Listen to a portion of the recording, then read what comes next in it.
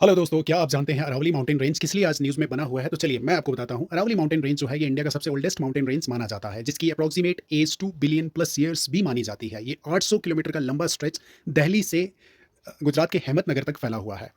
अब रिसेंटली क्या हुआ कि गवर्नमेंट ऑफ इंडिया ने अरावली हिल्स की डेफिनेशंस को रीडिफाइन करने की कोशिश की और ये कहा कि जो भी अरावली के अंदर लैंड फॉर्म्स हैं या इसके एडजेसेंट में जो भी लैंड फॉर्म्स हैं, अगर उनकी हाइट 100 मीटर से ज़्यादा है तो ही वो अरावली का पार्ट मानी जाएंगी। अगर उनकी हाइट 100 मीटर से कम है तो वो अरावली का पार्ट नहीं माना जाएगा। और इसी चीज़ को सुप्रीम कोर्ट ऑफ इंडिया ने एक्सेप्ट भी कर लिया और ये कहा कि uniform definitions across the country, uniformity maintain रहे across the country in land forms की।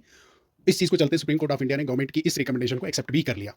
अब इसके चलते क्या हुआ कि बहुत सारे फॉरेस्ट एक्सपर्ट्स और इन्वायरमेंटलिस्ट जो हैं ये सामने आ गए। उन्होंने अपने ओपिनियंस रखे कि इस तरह की डेफिनेशंस जो हैं ये कल तक को एक डिजास्टर बनकर सामने आएंगी। ये बहुत बड़ा डिजास्टर होगा क्योंकि 90% इस अरावली का पार्ट जो है उनकी हाइट 100 मीटर से कम है। यानी कुल मिलाकर 10% ऐसा हिस्सा होगा अरावली के अंदर जिसकी हाइट 100 मीटर से ज्यादा है। तो जो जिनकी हाइट 100 मीटर से कम है तो वहां क्या हो सकता है, वहां पर माइनिंग के लिए लीज पर वो जो उसका उसके जो अरावली के जो पार्ट्स हैं उनको दिया जाएगा।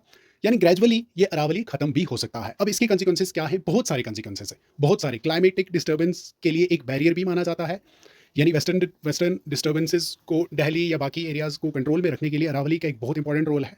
और उसके बाद जो थार डेजर्ट की जो ये जो थार डेजर्ट है हमारा, Thar desert as per report, Thar desert जो है ये 0.5 किलोमीटर पर ईयर की स्पीड से डेजर्टिफिकेशन इसकी एक्सटेंड हो रही है। यानी एक ही चीज़ है जिसने दिल्ली जैसे या पंजाब राजस्थान का जो भी इसका जो एग्रीकल्चरल लैंड है इसको डेजर्टिफिकेशन को बचाने के लिए सबसे बड़ा रोल जो है वो अरावली माउंटेन रेंज का है। अब अगर सोचिए कल तक को अरावली माउंटेन रेंज ही नहीं होगा तो इस डेजर्टिफिकेशन से पंजाब राजस्थान गुजरात या एडजेसेंट जो भी एरियाज हैं इस यहाँ की एग्रीकल्चरल लैंड को डेजर्टिफिकेशन से कौन चीज़ रोक पाएगी?